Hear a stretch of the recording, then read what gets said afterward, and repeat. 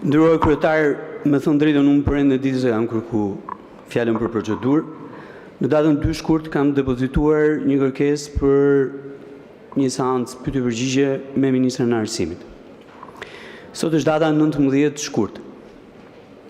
Javës tjetër është javë e gjelbër.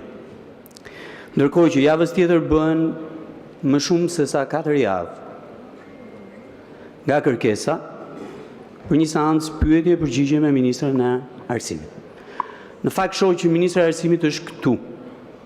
Dhe po kuptoj që ky është problemi i parlamentit, jo i ministrës që është këtu. Çështja për cilën unë interesohem ka të bëjë me hapjen e shkollës 11 janari apo e di Durham si e quajnë, e cila ka mbaruar që në datën 1 tetor dhe sot që jemi në datën 19 shkurt nuk është hapur ende.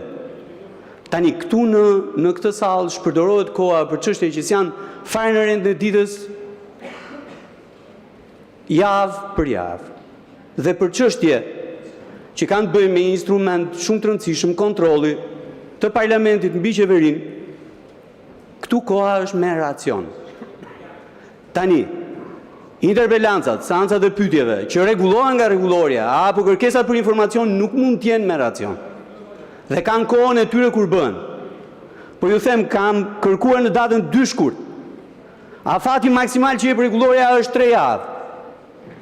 Për njërin nga modelet e seancës pyetje. Ndërkohë që atje matan janë 850 nxënës minimalisht që shkojnë turni 2. 1700 gjyshër, njëri njëri tjetri, që çojnë fëmijët atje në shkollë, turni 2.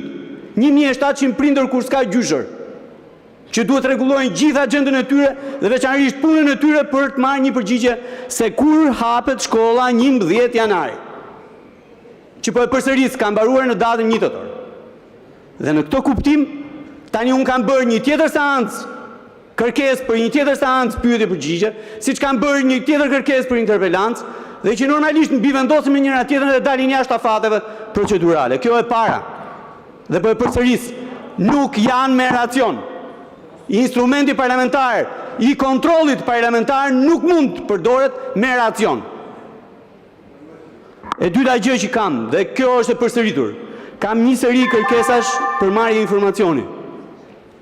Një pjesë ja u kam bërë dhe juve tani për djeni, për t'ju thënë që pasi është e kaluar e zauruar çdo lloj afati me drejtorinë e tatimeve dhe me institucione tjera, AKU, ISU dhe tjerë me radhë, tani do të shkojmë drejt kallëzimit penal për të marrë një informacion që është legjitim dhe që nuk përbën absolutisht të dhënë konfidenciale.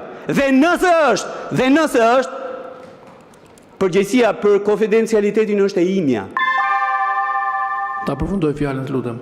Pra është e imja si deputeti i Kuvendit të Shqipërisë. Ndërkohë që s'kam kërkuar asgjë përveç se një listë me emrat e kompanive që janë kontrolluar në kuadër të sigurisë ushqimore apo të operacionit kundër informalitetit. Konfidenciale.